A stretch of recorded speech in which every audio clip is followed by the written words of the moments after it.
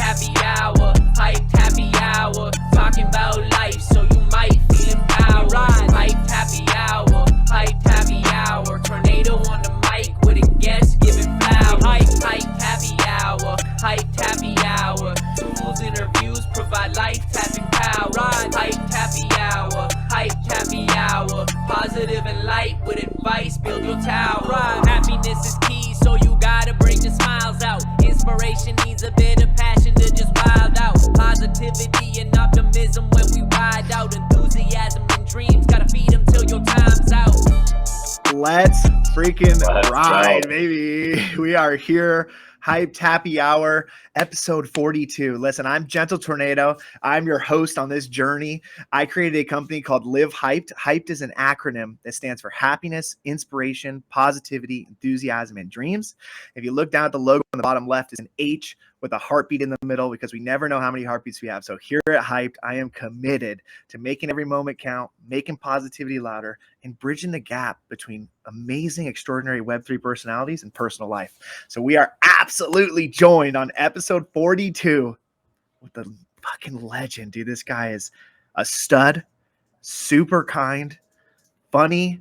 I'm pumped to get into it. Kevin, how are you? Awesome, man. Thanks for having me. Dude, I'm fucking fired up. I think it's cool to be here. And like, first of all, did you write that song, the lyrics? Did you have somebody like rip that for you? Like, it was pretty good. No, I had my boy Dan. He is a legend. Yeah, he wrote it for me. That is incredible. No, that is strong. That was a good intro. I had not heard it. I obviously seen the show.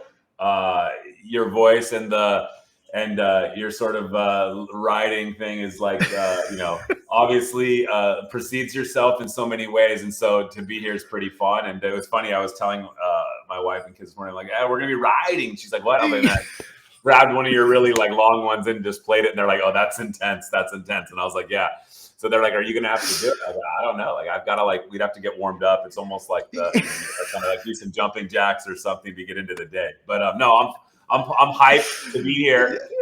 This is good. I'm excited. It definitely looks colder where you are than where I am. But are you outside? I am, yeah. So I have to do outside because I'm way too loud and the kids just running around the house. Like it'll just get way too intense. Listen, this isn't even bad. I've done some at 5 a.m. when it was like 32. I had the heaters cranking. Yeah, dude, I just was like, I'm out here shivering, but we're just absolutely riding. I mean, that's it. Like, I think the We Are Riding movement is just crazy. Like, I mean, I've been doing it for a while now, probably over a year. And like, it's just like, it could be whatever you want. Like, it literally could be anything. No, it's good. I think, and it's cool because you can play it into like all different parts of life. I think, I always do this feed the pigs thing. And I think that similarly, like, you can, spin it a bunch of different ways and it sort of has this sort of centering resonance to it. And so, yeah, I really like the way you approach it. And then obviously just the positivity master bouncing around the crypto Twitter. Let's go. I appreciate it. Listen, so we start off with what we're grateful for. So what are you grateful for today? Man, I'm grateful for a bunch of things like put the dogs out this morning and, it's raining a little bit. And normally when you come in, you got to like tag one and grab the other one before the other one runs off. And so they both chilled out and it was easy to just sort of drive the two dogs off. Grateful for my two daughters. Took one to school. The other one's on college break. And so she's fired up. We did some shopping this weekend, some new outfits. And so that was cool.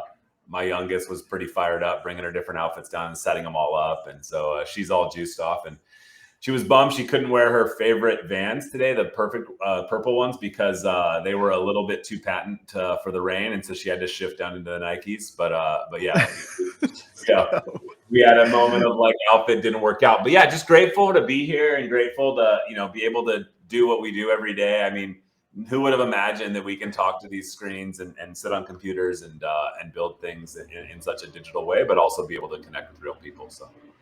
No, I love it. I think like the connection that you can make with people is just absolutely insane. And like, it's so tight. The community is so tight knit and we get to do it every day. Like I said, like, yeah, having these podcasts with me, for me are like, I'm getting more value than the people listening. Like that fact that I get to talk to these people and these amazing people that I have on. And for me, I'm just so grateful every single day. Yeah, no, I love it. Cool. Well, awesome, man. Well, let's jump into it. On your side, I want to ask you a bunch of questions too. So, like at some point when it's right, I want to go the other way because I've got a bunch of questions about stuff I've seen on you and just sort of your background in life and family and stuff like that. Whenever you want to ask questions, you can. Well, dude, tell me about the tools. So, like, you have like a day job where you sell SnapOn tools. Is that the general idea? And then you've got like a storage unit because I'm always like the dancing pictures are like. You store the tools at a unit and then you pick them up and then you got the SnapOn truck like I used to see in front of the auto shop and like delivering the boxes and stuff. Yeah, so I run a franchise, and so we have a huge storage unit. We have like 3 storage units that like one storage unit has our toolboxes, one storage unit has our tools, and so we go there every single morning because like parking the truck at our house is a huge liability. Like I probably have at least I would say minimum $500,000 worth of inventory on my truck.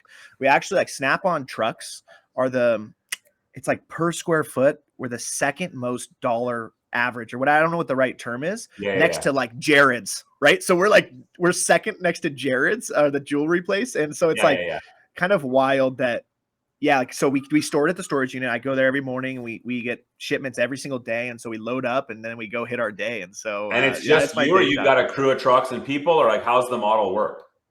Yeah. So we actually, it's me and my dad, but we had 5 franchises and he just sold 3 of them. So now it's just me and my dad. So me and my dad go there every single day and then we leave and we go our separate ways. We have a different route that we go in. So each franchise is like a pool route or like a tool. Yours is a tool route, right? So you basically hit a bunch of the same shops every day or similar sort of people that you go through, or it's like, is there new ones that come in?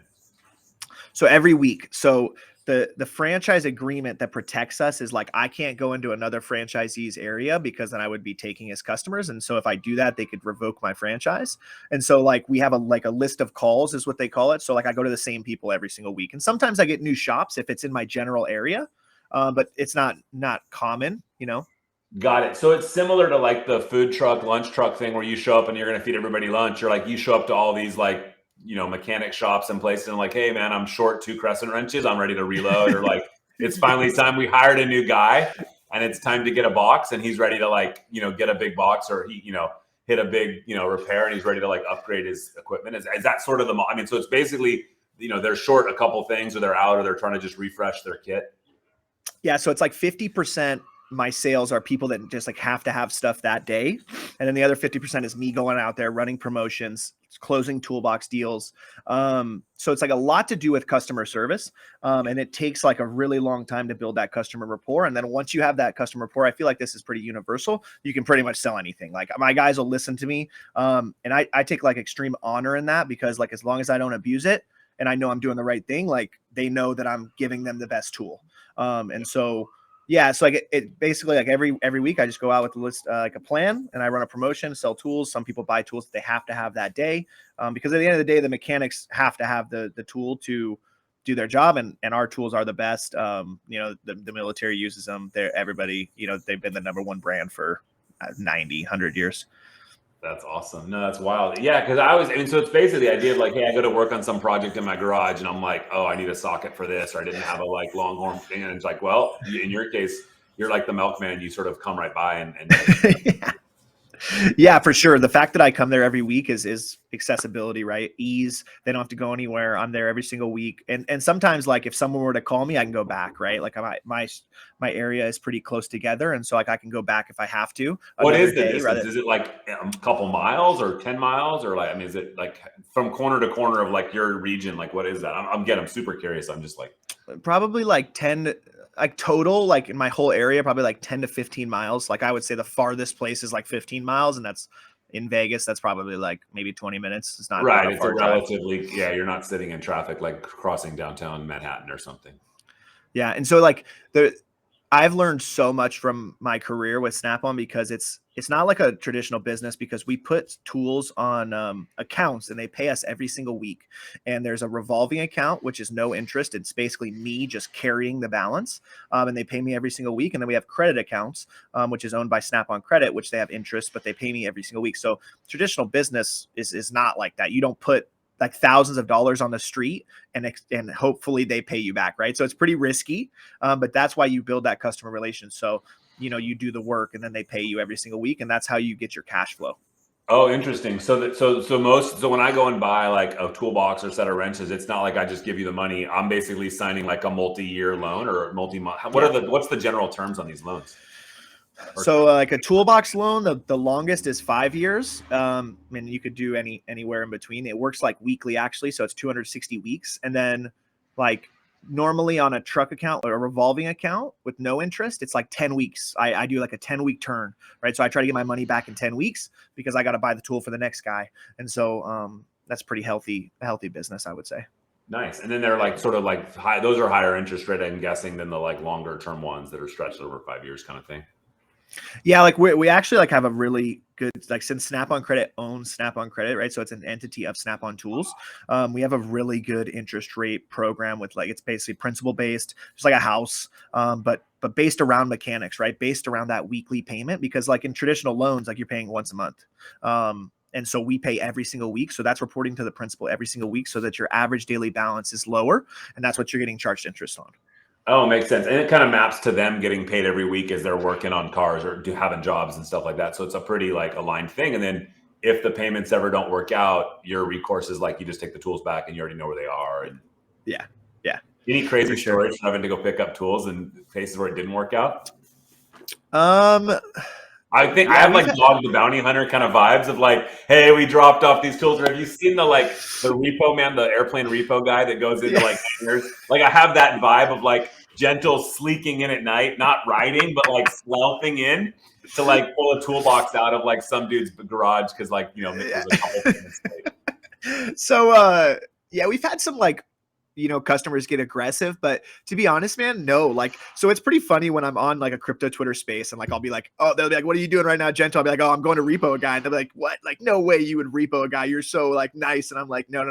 Like if they got my tools and they're not paying me, I'm going to take my stuff. And 99% of the time, like they just give it back. Like they just know that it's not their tools, right? They haven't paid for them. I could easily get the cops involved. And I've never had to. So yeah, that's pretty like voluntary because most of the time they're not like ashamed, but they're, yeah, like I guess ashamed that they have to give it back, right? So they don't really fight it. And I give people a ton of chances, right? Like I probably bummed also because like, I mean, it's not like they're doing it maliciously. It's like, dude, business was just slower or whatever. Of course. Yeah, right. Makes sense. So yeah, so it's an interesting business. No, I appreciate you asking me questions. Listen, I want you to give me like a 2 to 3 minute origin story, maybe like early, you start like as a child or whatever up to like now of like, who's Kevin? What have you done? Like, tell us about yourself. How did you get into Web3? Like, I want the TLDR. Yeah, the TLDR. So, you know, born and raised in California, lived here all my life, traveled a ton doing software and stuff throughout my career. But like, yeah, so grew up on a pig farm in Central California. And that's where the feeding the pigs came from. We had at the peak I had 2 brothers and a sister. I was the oldest. And at the peak, you know, we had hundreds of sows. So like 300-400 sows, which means like the mom pigs. So then you end up with 5 or 6 male pigs or boars. And then at any given time, you've got another couple hundred of pigs at different sort of like, you know, gestations from like just born to like, you know, ready to go to the market kind of thing. And so that was a lot of work, right? And so I think, you know, get up in the morning, you know, 30 minutes in the morning, feed them, and then a couple hours, you know, hour and a half to 2 hours at night, feed them, wash the pins and work out and do all that. And so, yeah, never had to go to the gym really back in those days because you got farm labor. Yeah, played football, rode the pine. I was probably like, I was just one step above the water boy, but I loved it. I had fun practice and stuff. And I'd get to play in the last minutes of the game if we were way ahead or way behind. But I just enjoyed it. Like I really enjoyed like the teamwork, and it was a small school, right? So like there was no cuts. It was like if you came out and you made it through practice enough weeks and did 2-a-days and, you know, didn't have a terrible attitude and kept your grades up. And I did a lot of tutoring. So I was sort of in the, you know, I played football, but I was also on the academic side. So I helped a lot of folks. And that was probably one of my biggest, you know, contributions to the team was tutoring and helping some of the folks that struggled a little bit academically. And so I think, yeah, then after that went to college, moved to LA, went to UCLA, and studied mechanical engineering. So like, I always wanted to build, like, it's funny because that's why I was asked all the auto shop, like auto shop was by far my favorite class. in high school, tutored for it, TA'd for it. So I'd get auto shop like in my junior and senior year 3 or 4 times a day because I was like doing TA. I'd do after school, before school, like I would everything I could do. I just loved it. I would painted a car. I did a bunch of Bondo like work, like rebuilt the whole truck bed. Just really loved that mechanical sense of like building things. And so, one of my drafting teachers was like, "Hey, why don't you go be a mechanical engineer?" And I was like, "Dude, what's that?" I Googled it. I'm like, "Oh, that's cool. You're building airplanes and cars." So literally that's why I checked the box to go to college, was to be a mechanical engineer. And started doing it. And then I got there, this was in the mid 90s. I get there and I'm like, internet? Whoa, this is cool. And then you plug into your wire to the wall. I'm like, this isn't like the church. I grew up in like the old school dial-up days of internet where it wasn't really internet. You would dial in to like watch something download and you would see the pixels coming through, you see the text coming through. You click on this thing and you're like, it just loads and you're like, oh, that was cool. And then you're like, now we're sharing music. And it was like in the MP3 sharing days. And we're like, whoa, this is like incredible to have like fast internet. And so then sort of got excited about building web pages and software. And so my first internship was at a mechanical engineering software company that built software tools. And like they were having me test stuff and like build, like manually replicate the models. I'm going way deep, but like it was fun. But that's where I shifted to software because I was like, whoa, this is way easier. Like I can just go learn Java code and fix the code. Like this is more fun. This dude's like working on a car that'll ship in 3 years or an airplane that'll ship in 10. Like I'm shipping web pages and shipping code every click, save, reload. It was like, whoa, this is incredible. So that's where I sort of got the passion. And then my junior year of college, I was looking for internships and I saw this job on Craigslist, literally, and applied for it. And honestly, swear to God, don't remember reading all the details, but I went and applied, talked, and I thought I was applying for an internship. Swear to God. Get there, I get an offer letter that's like, "Hey, welcome to join full time." And I was like, and so it's like full-time salary is like 40 grand a year or something. And I was like, huh. Well, I took the job. So all summer I worked at this software place, started as an engineer. By the end of the summer, I was managing like the website teams. So it was like 8-10 folks working for me, and rewrote a bunch of their stuff and sort of it progressed really quickly. And then I'm like, school's going to start next week. So I walked into my boss's office and I said, "Hey, I got to go back to school. Like this was really fun working for you guys." And he's like, "What?" And I was like, "Yeah, honestly, man, I just thought I was going to join this internship. Like I didn't mean." He's like, no, but like, we need you here. And we were doing like resume processing online. And I was like, well, look, I only take classes 2 days a week. So I do like early morning, Tuesday to late at night, Thursday. So I only go Tuesday, Thursday. So if you're down for me to work like Monday, Wednesday, Friday, I'm super in. Like we can just do that. And he's like, done. Just work long days on those 3 days. Because on the weekends I worked at the airport. I worked for FedEx. I would load boxes. I managed like an aircraft like team that loaded all the boxes. So I had like my side job on the weekend. And then I had school during the week, and now I had the computer job. So I was kind of doing sort of 3 things. And so I don't know. I finished college, graduate, and then on the 2 days where I was supposed to be in school, I just started doing software stuff on the side, like just my own side projects. I had like an embroidery business where I would like do computerized embroidery and like it was like 8-9 months. Basically, Kevin, you're elite is what you're saying. So continue. It's just fun, man. I enjoy the game. And like my boss comes to me and goes, "Hey man, I thought you said you only had like 1/4 of college. Like are you not done?" I'm like, no, man, I finished like 4 months ago. He's like, "Well, what are you doing the other 2 days?" And I was like, "Well, I'm working on this other. I've got this other." And he's like, "Hey, was there any way you could come back to 5 days?" And I was like, "Yeah, no problem. Happy to. Like, I'll be there, next Tuesday, right? Like, we're back on the schedule." And then I would just do my side jobs actually at night versus like doing the long day thing. But yeah, it was really incredible. And so then, of course, that's like 2000.com market wrecks. That startup goes out of business. They call us in on a Friday. They're like, "Hey, here's your last paycheck, but go cash it before 5 o'clock because we're going to freeze the accounts." Because we're going to file like Chapter 11. So we're all like racing to the bank to like cash our last paycheck. And then, moved back to Silicon Valley. This was like 2000 time and started working at software companies and have been doing that, for the last 22 years, building and starting startups. And so that was the quick origin story that we got a little longer. And then on the Web3 stuff, just became interested in crypto from like a technology, like really thought it was kind of interesting and cool. Had like crypto kitties in 2017 and before they were even called NFTs and, just kind of playing around with that. And then, met Frank, and then Frank was again in the startup vibe. But then when he shifted into crypto and NFTs, that kind of pulled me back into it. And then, this summer we sort of came up with this idea to spin Dustlabs out of like DLabs to create the software company and raise some money. And here we are, like building and having fun. Dude, you're just loving it. Are you It's just fun. loving it? It's fun. Dude. Yeah. What I think that like, can you just really quick touch on like, because you were doing a lot of things, right, when you were in college and working, but you were loving it. So can you talk maybe about like, was working at the farm growing up like a big influence to like your work ethic, you think, and kind of like loving that grind? It's funny because when I grew up, we hated the farm. Like it sucked. You always smelled like pig shit. Like my nickname in the football locker room was Pigpen. Because like literally no matter how many showers you took, and sometimes you didn't have time to take a shower, so you'd rush to football practice, you just smelled like pig shit. And it was like, so like you really disliked the farm, but it created this level of resilience that like today makes most jobs seem very easy. And my dad, it was funny because my dad was in the Navy, and when he got in the Navy before they went to Vietnam, he was like, half the kids like thought the military was fucking awesome, and half the kids were like, this sucks. And he was like, all the kids that thought it was awesome grew up on a farm, and they're like, holy shit, 3 meals a day, get to work out, get to play with these boats and planes. Like, this is great. And so he's like, when I raise kids, I'm going to raise them on a farm. And so that sort of like behavior became what I think worked for, my brothers and sisters today, is like, we all have like very different skills of where we ended up in life and what we've chosen to do. But I think all have like that sort of ingrained work ethic of like tolerance for lots of work. And then, you couple that with just like a positive outlook of like connecting that to stuff that you love.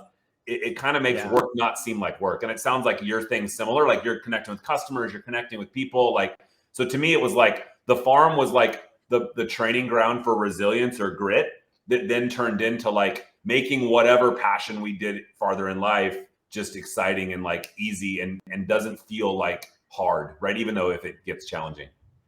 Yeah, no, I think like one of the best things that, as you said, is like you have that ingrained in you. And now that you're doing something that you would view as like maybe not as hard labor work or whatever, but you're still working your ass off. And so I think that's cool. Like that you're not just skating by, right? Like you're still working super hard at something that is easier in a sense, but you love. And I think that's super cool because like when you grow up with that work ethic, like you just almost can't lose it. Like I'm the same way, like the way I grew up with my dad, like there's just no stopping. Like I don't have a stop. And that's probably why I resonate with like you and Frank and like a lot of the people in this space is just like, I just want to fucking go. I want to do a podcast 3 times a day, to be honest, if I could, and still have it like be a good dad and shit. And it's like, cause I just love this shit. Like, I don't know. Like, I just love it. No, it's fun. I think it is the passion that just sort of like, and again, for me, like everybody's like, oh, why'd you get into software technology? And to me, it's like, I love solving business problems. Like I loved it. FedEx, when I was loading those airplanes and like the box, all the airplanes and all the trucks would arrive and we'd unload them and resort them. And like, to me, that was one of the most fun experiences in my life because it was just such an incredibly different problem, whether it was weather or something. And I think Web3 brings a lot of that and connects a lot of like my sort of skill set of like building software teams with highly, highly ambiguous sort of goals and a very changing environment. And that just sets it up. Software and technology just becomes a way that we solve that. And then being able to connect with people, whether it's online or in real life, I think just makes that even easier because you're doing it with a team and together. You're not, again, you think all these things going back to football, right? Like it wasn't about the game. Like, my freshman year, we went undefeated, we moved up a level and then got told how it was like to be in the next level for the next 3 years. But like, it was about the bus ride. It was about waiting for the game. It was about the day the bus broke down. Like it's all of the journeys of pieces that you remember, right? Like, you don't remember the games, but you remember, the specific plays if you were in it or something, but it's much more about like the guys that you were with, the challenges and both good and bad that you have. And I think building in general, and especially in this space is much like that, right? Like for all the good things that happen or the bad things, hey, who was there? What are the people that you were with? And for me, that's just, why I wake up every day, just kind of pumped to come do this again. No, I love it. And I think like, just like a quick story, like about you saying the journey thing. I was in college. I played college football and Nice. in Santa Cruz, actually. So pretty close to you. And, I remember one time as my freshman year, right? I was pretty small. I was an offensive lineman, but I was smaller, right? I was technically sound, but I was smaller. And so it was like 4 games into the season. The starter got hurt. I wasn't starting. And so it was between me and this guy. I was outworking him, but he was a lot taller, bigger than me, right? Yeah. And so I remember we went into our meeting the day before our game, and they were like, is Dom gonna start or this guy? And I was like, I fucking felt good. I was like, I'm gonna start for sure. Like I busted my ass. And so the coach brought us up. This is crazy. I've never told a story. He brought us up and he literally had us rock, paper, scissors to see who started. And I was just like, almost left the program, but I lost, right? I literally my entire life, the best fucking rock, paper, scissors player known to man. And I lost, right? And so I just remember like, I was pissed, but I remembered like, fuck this. Like, I can't be down. Like, I need to work 10 times harder. I need to be undeniable. There's no chance I'm leaving it up to a rock, paper, scissors. And then, I played the rest of the year. Next year, I was all conference. And it's like, those types of journeys are like things that I'm never going to forget. Like those are waking up at 4 a.m., doing 2 days in college. Like, there's nothing even like that. Like, I'll wake up with my son 3 times a night and fucking whatever, dude. He can cry his face off. I don't even care because what I've done, like, in that type of state. So, like, I love that you said that about the journey. I love it, dude. That's wild. No, it's super cool. And I think it is all about just like, how do you connect and how do you remember these sort of points in life that like you play back on for either strength or inspiration or whatever maps to you. Let's go. All right. Listen, we got to get into the first word, which is happiness. And so I'm going to share my screen. I'm going to read you my favorite definition of success. It's by Ralph Waldo Emerson. Let me see. Here it is. Okay. Says, what is success? Share. Okay. To laugh often and much, to win the respect of intelligent people and the affection of children, to earn the appreciation of honest critics and endure the betrayal of false friends, to appreciate the beauty, to find the best in others, to leave the world a bit better, whether by a healthy child, a garden patch, or a redeemed social condition, to know even one life has breathed easier because you have lived. This is to have succeeded. How do you feel about that?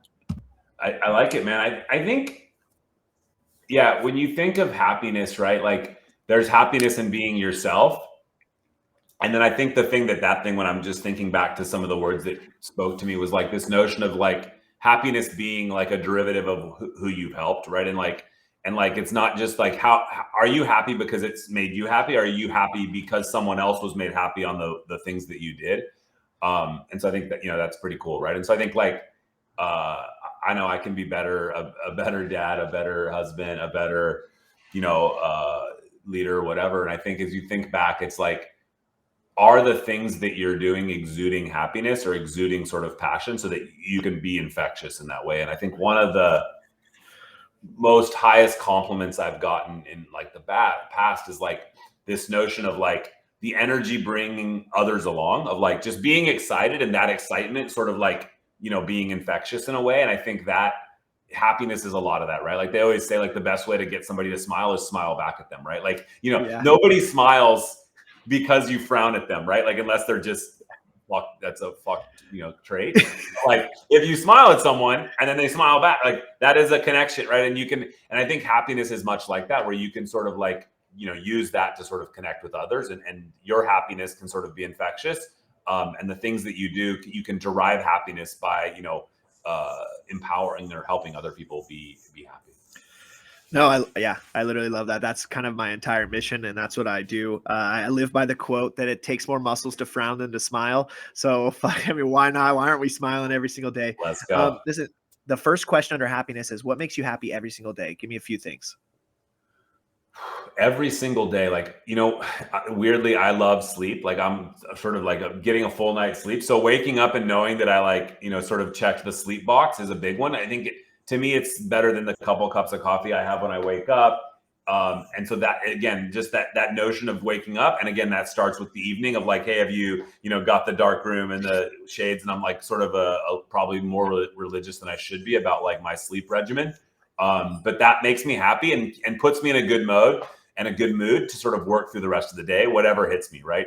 The other thing that weirdly brings me happiness is kind of like being inbox zero, and now in crypto world, it's like inbox zero, Telegram zero, Discord zero. So no alerts on my phone, DM zero, which is how I connect with a lot of folks on here is, people reach out and I try to always respond if there's a reasonable ask or somebody makes it clear. If you just say hi or like, bro, I'm probably going to delete it. But if you're like, hey, can I get a minute? Probably going to delete it. But it's like, hey, here's some things. What do you think? Or like, give me something to work with. Like, I'll be like, yeah, that's good, or that doesn't apply, or whatever. So yeah, those things make me happy.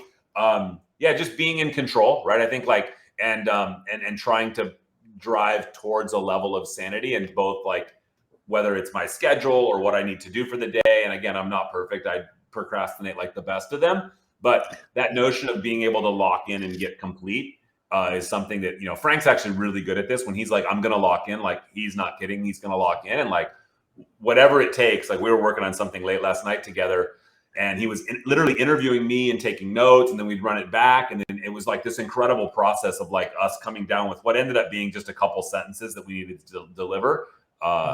Just one was a text message, and the other one was like an entry to a document. And that sort of process, again, makes me happy. Like just being able to do that and like, and work with people that inspire me and sort of really pump me up is something that's, it's really drives a lot of happiness in my life. I love that, man. I love that your focus on like the processes and clearing the inboxes. Like, I think that, kind of with like the success quote, and I think life is like, people just need like to find the balance and find what it works for them. Right. Like I think with positivity, and we'll touch on this when we go to P, is like, you get to control the balance of your life. You get to control where you put your time. You get to control, like, if you don't have enough time, like shift your time to do what you want to do. And I think like people lose track of that. Like if a priority is answering your DMs, then you need to make time for that in wherever part of your day.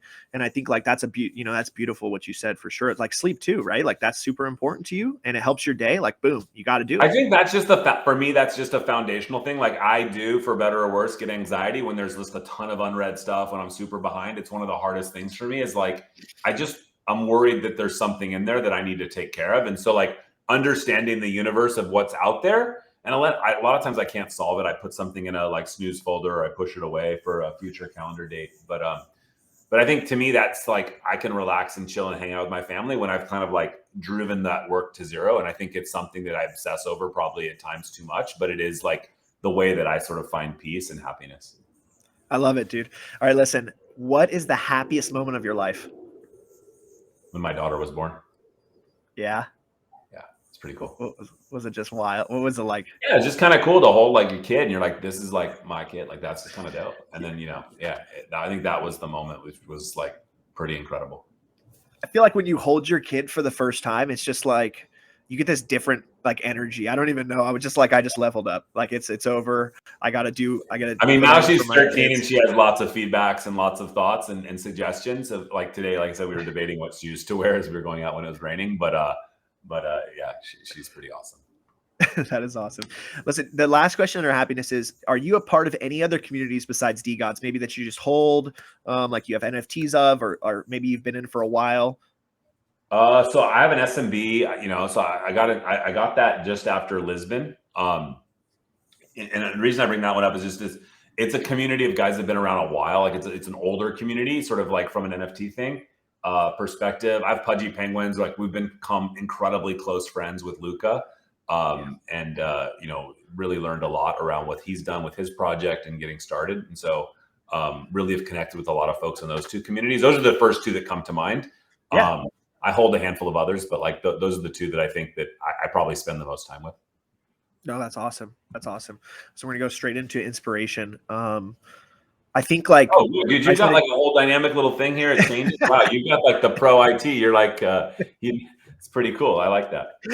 I'm trying to look professional because I'm doing my best to get a sponsor for the podcast. So I gotta look nice. That's goal for 2023.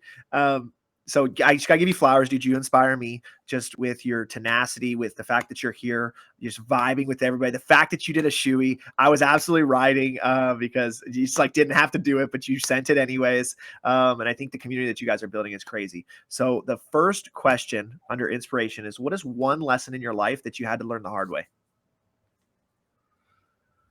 I had to learn man, I've got so many lessons. This is kind of a funny one. So I was in first grade and rainy day, we were a bunch of us went to the bathroom, and like I was growing up like just pants all the way down and just stand at the urinal and take a piss. Like so I'm standing there taking a piss and everybody starts laughing. I was like, bare butt, because I'm just like, dude, like that was just the jam. And like that was the lesson I learned, that when you take a piss as a gentleman or a man, you just only have to open the fly and just like pee without like pulling your pants down. So that was like one that I always burned in my memory for 40 years plus.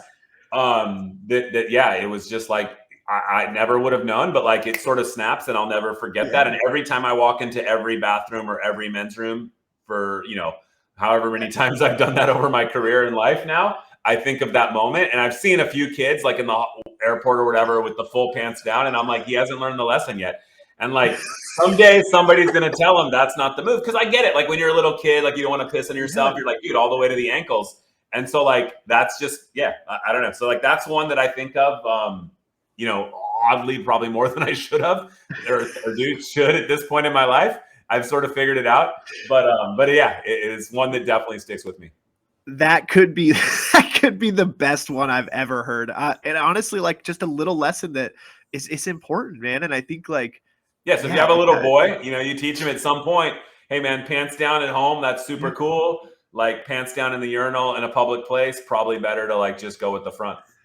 This is where I'm saying this is alpha for me, dude. I got 3 sons. I have 3 little boys. So like I'm set up now. Like you just saved me. You just saved them. To be honest, you didn't even save me. You saved them. You're good. So, yes. All right. Listen, what inspires you about Web3 to want to do it every single day? To me, I would, if I had to pick one thing, I think it's just the ambiguity. Like, dude, I mean, like this whole like meme coin thing went down for a week. Like there's just so many different crazy things that happen that are, to me, just exciting opportunities to learn and be inspired. And so I'm inspired by like just the difference, the ambiguity, like what's going to happen. It's unclear what'll happen today. Like literally just in this hour that we're going to spend together chatting, I'm sure that we can go look on Twitter or something, or I can look at my inbox or one of my DMs and there's going to be something I'm like, whoa, like just didn't expect that. Like that was not on my bingo card.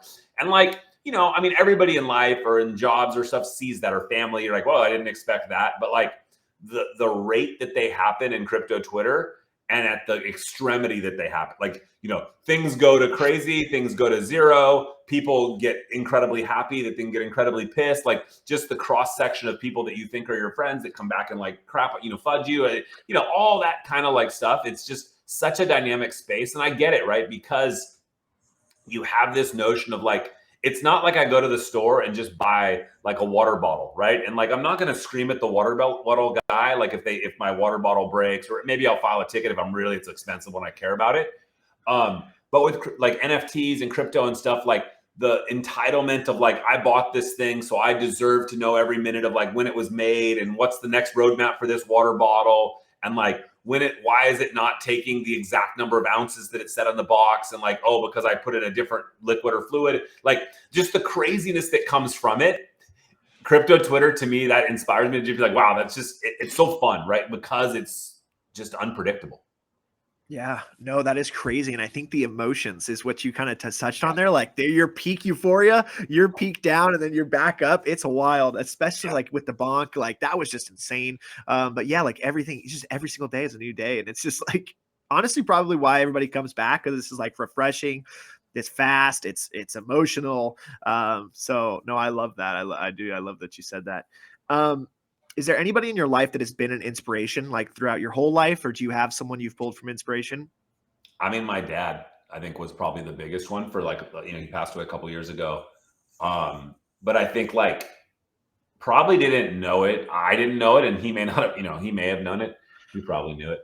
But like, it was sort of this implicit thing where I just saw things of how he acted or learned from. And so, as a father, like I try to inspire, like, hey, even though, it's funny because I spend so much time talking to people on the internet or at work or whatever, and rarely have like, what's the right way to describe like that to my kids.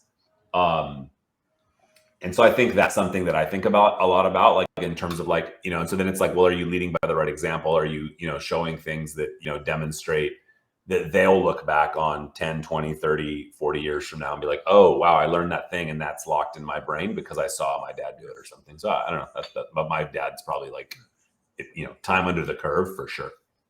That's fucking awesome. No, same with me is my dad. And I think like the fact that you're like wanting to raise your kids, right? And what is the right way? And like, am I being a good example? I think like a lot of people get sidetracked on the actions of doing things. And I think like the actions just speak so much louder. And like when you've been like, let's just say crypto Twitter, right? When you've been doing like, no one can take away from me that I've done 300 and whatever days of gratitude videos, right? Like literally no one can deny that. And so it's like that, like accountability to be here doing what my mission is, right? Is undeniable. And I think like people lose sight of that. It's like, do the actions and everything will follow. Like if you really stay committed to that.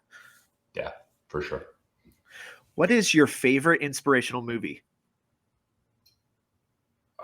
Green Mile. Nice.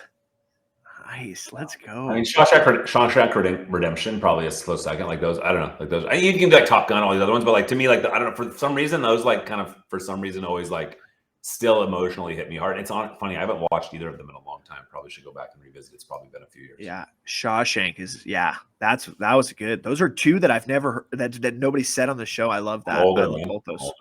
Oh, those are incredible. No, you're not, dude. You're young. We saw Megan this weekend. Pretty good. Yeah. Pretty good. Oh, really? Pretty good. Let's go. I love it. I love it. They're not your age kids. Like, so it's probably a little too much for kids your age. But like, my youngest is 13. So, but it was good. Megan was good. Okay. To the point that I was calling the Tesla self-driving on the way home, Megan. I'm like, oh, Megan's driving, and to that is awesome. Of my family, they're like, yeah, but it still stutters around the corners. But I'm like, dude, this is just. I'm like massively fanboying into like how amazing it is that like this thing's driving with cameras, and I'm not. Yeah, it's pretty incredible. That is wild. Yeah, that is interesting for sure. All right, let's get into positivity. Obviously, I'm on a fucking mission to make positivity louder. I think there's just so much negativity. And so what we talk about in positivity is a positive mindset. And so like the general just statement and description of a positive mindset is focusing on the good in any situation. Now, that doesn't mean you're delusional, right? Like shit happens every single day in our lives that's not good. But can you tell me a little bit about like your positive mindset and what it means to you and maybe how you've cultivated that over time? Yeah. I mean, this is a really big one for me on a bunch of levels. So I think for better or worse, like when something happens that's bad, I'm the first to I essentially forget about it to the point that like, like, hey, you should remember that happened and don't repeat that. But to me, like I am always glass half full of like, and even I read a lot of Stoic stuff lately, and not lately, even for the past decade. And for me, it's always like you have something bad happen. It's like, obstacles the way. This is the thing. Like this is the challenge that's going to take you through. Like this is an opportunity to prove yourself. Like all of those things just spin my positivity sort of meter at a faster rate. But it is for me like I always say like. Software engineers and programmers in general have to be optimists because you're constantly like trying to solve an unsolved thing or fix a bug or something. And you believe that like one more line of code, one more tweak, one more change will make it go. And I think a lot of that's similar to motivational speakers or, Spaces hosts or whatever, where you're like, hey, you're believing that you're going to push the conversation in a good direction, even if it's, heading in a bad one kind of thing. And so to me, like it is a big, and again, it's not to say that I walk around with as big of a smile as you do, or like have this, I actually have a much more sort of potentially slightly emotionalist view to like what I'm working on. But to me, like the inner drive of like this leaderboard and winning is having that positive sort of like review of like, this is going up, like this is going to get done. I am going to win, even though like a lot of times it is a chip on my shoulder or some internal drive that's fueling that, potentially energy, sometimes, obsessively to go achieve something, is that I believe that there will be a positive or bigger outcome in some sense of that. And the instant I lose that belief that this will not be, I don't care. Like that's not my thing. And so I am notorious for finding things, going incredibly deep on them. Like there was a point, I don't know, 7-8 years ago, that I was like fascinated with like the conversion of like small town limo businesses into like an Uber, like a set of companies that then, just rolled into the Uber ecosystem. And so I was going around to all these, like, I would go to conferences and learn about limo business. I had business cards printed up. Like, I was obsessed. Like, this is like working a full-time software job at Microsoft. And I was obsessed with buying limo businesses because I was just like, it just feels inefficient. It feels broken. There's all these cars sitting idle and these guys talking. Like, why won't they use Uber? Oh, their contract or their boss doesn't allow them to because they're trying to fight Uber. And I'm like, what if we just went and acquired all these companies and brought them onto Uber and then like gave them full utility, you know, whatever. So like I got obsessed with it for a minute and like to an extreme degree. And then, you know, another one was like laundromats. Like I was super into like acquiring laundromats and like drove around to like every laundromat between, you know, San Francisco and Palo Alto and dropped off letters trying to acquire them and just try to understand the business model again. So I just get really excited about business and things like that. And and get driven in arguably crazy ways because I believe that like, hey, I've got a mental picture of what I think this could or couldn't be. And I think that's based in some version of like positivity of like, I think there's positive outcome or something that's going to happen here. And that just creates this crazy drive for me to go after it. Oh no, dude, I absolutely freaking love that. And like, I made this point, I had a space on Saturday was I told people like, nobody needs to be even close to how positive I am, right? How front facing positive I am. But at the end of the day, being positive versus negative is like 1,000x better. So whatever that means, right? Whatever that means to you, you just explained what it means to you. Yeah. It can mean different things, but like in general, positivity is way better than negativity. And so that just like levels up people's life. And that's kind of my point with like, I'm way out there because like, I want to prove that like, if you just do this once a day, twice a day, like focusing on the good things that you have, like the fact that you woke up, the fact that you have hot water, the fact that you have clean water, like that is going to catapult you to maybe picking up laundry mats, right? Like that's where the progression goes. And like, so I love that you said that because it's different for everybody and it doesn't need to be like this crazy thing. Like you don't need to be screaming, we are riding. Like it doesn't need to be like that. It's just focusing on the general statement of positivity. I never did buy a laundromat or a limo business. I've used both a lot in my life, but like, I know more about laundromats and limo businesses than the average sort of software engineer, I would imagine. But yeah. Let's go. Listen, I love it. I absolutely love it. I'm kind of the same way when I get focused on something. Okay, listen, we got to go into enthusiasm. I am a fucking excited guy. I literally live, breathe, eat enthusiasm. Every single day I'm fired up. I want to run through walls. So the first question, this is my favorite question I asked on the podcast. What are 3 things right now in your life that you can't get enough of? I mean, our, you know, Dustlabs, DLabs, like all the stuff that we're working on here, I think is something that I'm pretty excited about. You know, I think a lot about it. I think I'm also like, my daughter's really into rock climbing right now. And so like, I am like, my body type is not designed for rock climbing. I'm like, not that big of a dude, but like, dude, is a lot of like, I am the beefiest dude in the rock climbing gym. Let's put it that way. There's a couple other dads that are watching, but definitely the ones on the wall. Like I'm probably one of them. But like, so like, I don't know. I've been, you know, doing my pull-ups and like trying to like get my rock climbing jam on. Cause yeah, my 13-year-old just scurries up the wall like she's a cat with sticky, like Spider-Man style.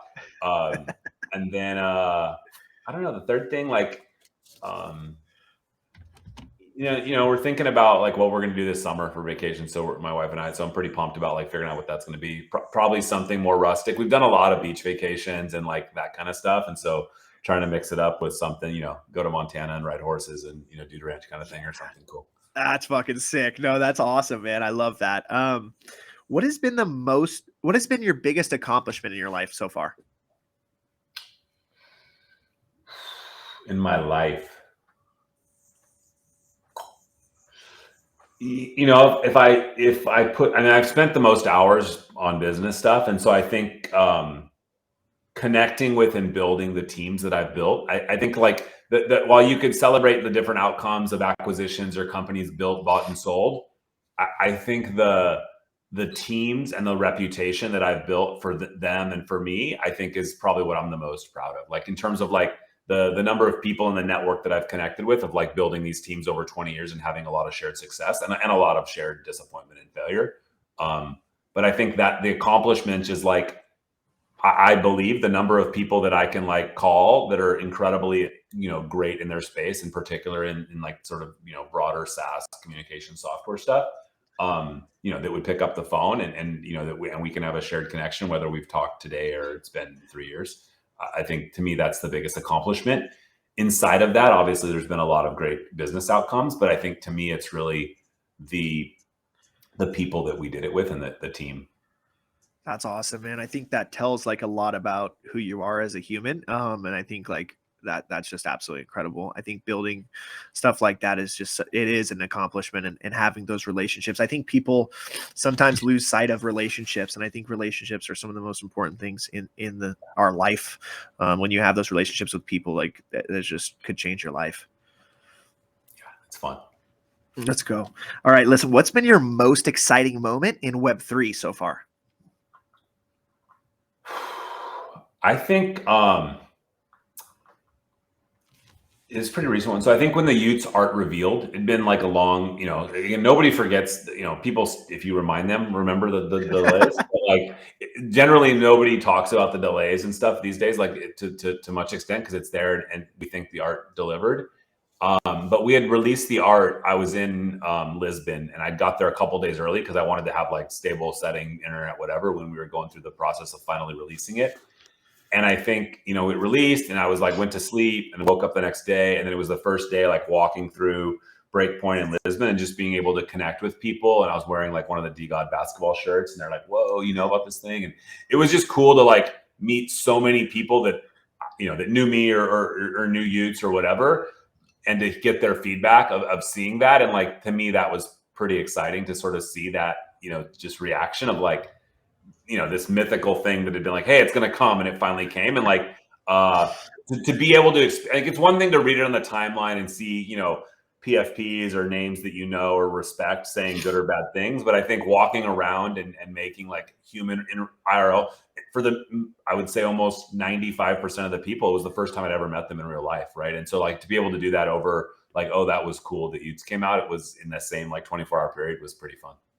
That's awesome. And Lisbon was like crazy, right? Like I feel like Lisbon was one of the biggest events for like, especially for Solana. Yeah, for Solana, it was definitely the biggest event. I think, as we all know, as we boarded the plane to fly back, that's when the FTX thing started swirling. And so like by the time we landed back in California, at least for me, like there was, it was the beginning of what became quite a sort of tumultuous sort of last couple months. But yeah. The Lisbon event itself was incredible. And unlike the one from before that was like coming out of the DeFi summer and sort of craziness of like that first sort of hype waves of crypto, and it was very focused and very builder centric of like people that were there to stay, that had, that were not super worried about like what the price or this was. And so I think that was also pretty cool to connect with that, unless it was less about the flashy party of like, hey, we riding in a like disconnected with reality way, but like in a, hey, we're riding because we're going to get to work and we're going to go and get something done. Let's go. No, I absolutely love it. Okay, listen, dreams. There's only one question. Okay. And I'm going to ask you what the dream that you have for your life is, but I'm going to tell you mine first. So it's going to be exciting because it's going to be raw, right off your soul. So I'm Gentle Tornado. Okay. I'm an honest, enthusiastic, and successful man that will inspire people to live their life through happiness. That's strong, dude. I'm Kevin DeGods, and I want to build teams and companies that are memorable. I think like to me, that's the big, like, I want people to remember like that we did this and see that in a positive way. It's fucking awesome. That was so fire, dude. It was so good. You felt good. You even smiled while you were saying it. Oh, that's awesome. All right, listen, I got to read you. This is my favorite poem. So I'm going to share my screen. It's called The Dash by Linda Ellis. It says, I read of a man who stood to speak at the funeral of a friend. He referred to the dates on her casket from beginning to the end. He noted that first came the date of her birth and spoke of the following date with tears. But he said what mattered most of all was the dash between those years. For that dash represents all the time that she spent alive on earth, and now only those who loved her know what that little line is worth. For it matters not how much we own, the cars, the house, the cash. What matters is how we live and love and how we spend our dash. So think about this long and hard. Are there things you'd like to change? For you never know how much time is left that can still be rearranged.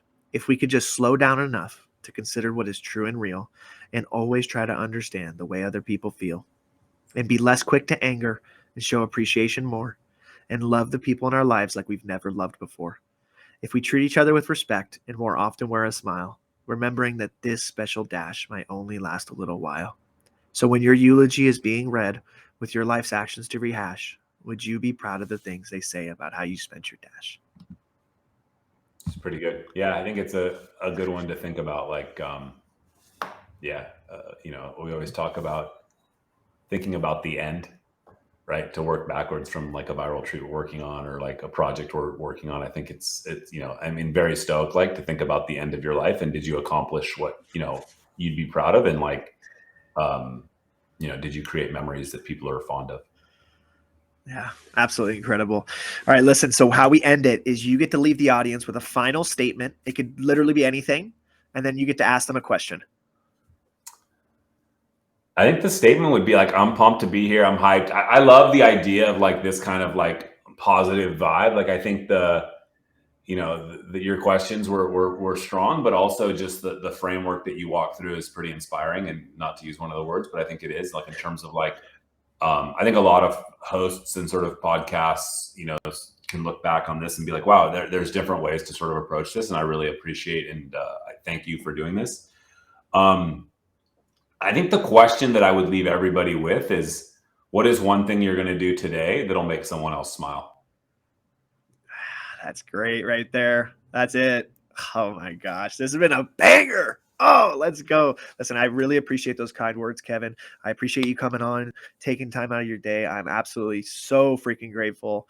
I love the DeGods, the Utes community. I love you guys. So thank you for coming on. This has been a Hyped Happy Hour, episode 42. Listen, like, share, subscribe. At the end of the day, this is what I care about. If you guys like this, share it with anybody that you guys think can get value, because I'm really on a mission to change the world. So have a good day, everybody. Thank you again, sir. Let's go. Thanks. All right, let's go.